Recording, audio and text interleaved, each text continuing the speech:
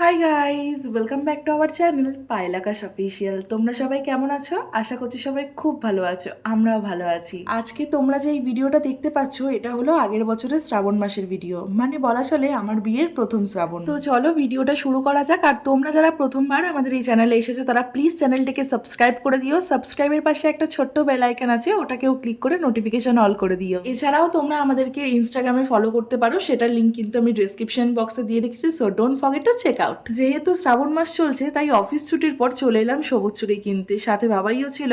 আর দেখো এখানে না চুড়ি কিনতে এসে আমার সাথে একটা অদ্ভুত ঘটনা ঘটে, চলো তোমাদের সাথে সেটা শেয়ার করি। নর্মালি দোকানটায় আসার পরে আমি কাকুকে বলি যে এরকম আমি সবুজ চুড়ি নেবো, আর উনি আমাকে সবুজ চুড়ি বার করে দিয়ে উনি নিজে গুনেই প্যাকেট করে দেয়। আমি একবারও চেক করতে পারিনি, তাই ভাবলাম দোকানে দাঁড়িয়েই প্যাকেটটা খুলে চেক করে নিয়ে ঘরে যাই। তাই ওখানে দাঁড়িয়ে চেক করতে গিয়ে তখন দেখতে পেলাম যে কয়েকটা চুড়ি বেশ চির খেয়ে গিয়ে ভেঙে গেছে। সেটা উনি নিজে জানতো কিন্তু আমাকে বলেনি। আর ওনাকে বলার পর উনি আমাকে বলে যে চুড়ি তো এরম ভাবেই তৈরি করা হয়েছে, এরম ভাবেই সাপ্লাই করেছে। ওনার কথাটা না শোনাতেই উনি বেশ রেগে যায়। এখন তোমরাই বলো, আমি যখন কোনো জিনিস টাকা দিয়েই নেবো তাহলে সেটা নিশ্চয়ই চেক করেই নেওয়া উচিত। রীতিমতন আমি ওখানে চেক করতে থাকি আর একটা একটা করে ওনাকে ফল্ট দেখাই। লাস্টে উনি বুঝতে পেরে চুড়ির গাছাটা আমাকে দিয়ে বলে তুমি তোমার মতন করে বেছে নাও। তাই আমি এখানে আমার মতন করে বেছে ওনাকে বললাম যে এবার দিয়ে দিন। আমি এখানে 2 ডজন চুড়ি নিয়েছিলাম, আর উনি প্রথমে যে চুড়ির দাম বলেছিল সেটাই নিয়েছিল, তার থেকে কিন্তু একটা টাকাও কম নেয়নি। আজ আমি ঠকতে ঠকতে বেঁচে গেলাম। তাই তোমাদেরকেও বলবো যে তোমরাও যে কোনো জিনিস যখন নেবে তখন সেটা খুঁটিয়ে নাটিয়ে দেখে নেওয়া উচিত, কারণ মিষ্টি মুখের কথার বিশ্বাসে নয়। তারপর ওখান থেকে সোজা চলে যাই মা কালীর মন্দিরে, আর ওখান থেকে দর্শন করে এসে সোজা চলে আসি এই রোলের দোকানে। বাবাই এখানে বলছিল রোল খাবে, তাই এখানে ওর জন্য রোল নিতে এসেছি।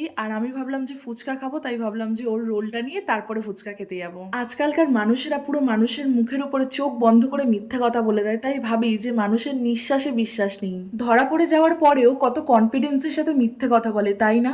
ভাবলেও অবাক লাগে। যাই হোক, এখানে রোলটা রেডি হয়ে গেছে, তাই এটা নিয়েই সোজা চলে গেলাম ফুচকার দোকানে। এই দোকানটায় নতুন নতুন খাওয়া শিখেছি, আর এর আগে খেতাম আমার বাবার বাড়ির ওখানেই। এই কাকুটা 10 টাকায় 5টা ফুচকা দেয়, আর তার সাথে একটা ফাও তো ম্যান্ডেটারি। তোমাদের ওখানে 10 টাকার ফুচকা কটা দেয় আমাকে কিন্তু অবশ্যই কমেন্ট বক্সে জানিও। আমি যখন ফুচকা খাই তখন ঝাল ছাড়াই ফুচকা খাই। তোমরা যারা চেনো আমায় তারা জানো যে আমি একদমই ঝাল খেতে পারি না। আমি ফুচকা খেতে খেতে অনেকবার বাবাইকে রিকোয়েস্ট করেছি খাওয়ার জন্য, বাট ও একটাও খায়নি। অ্যাকচুয়ালি ও না ফুচকা খেতে খুব একটা ভালোবাসে না, ও ঝাল ঝাল করে চুরমুর মাখা খেতে ভালোবাসে। এখানের ফুচকাটা যে খুব ভালো করে সেটা বলবো না, বাট ঠিক আছে এখন আপাততর জন্য এটা চলে যাবে।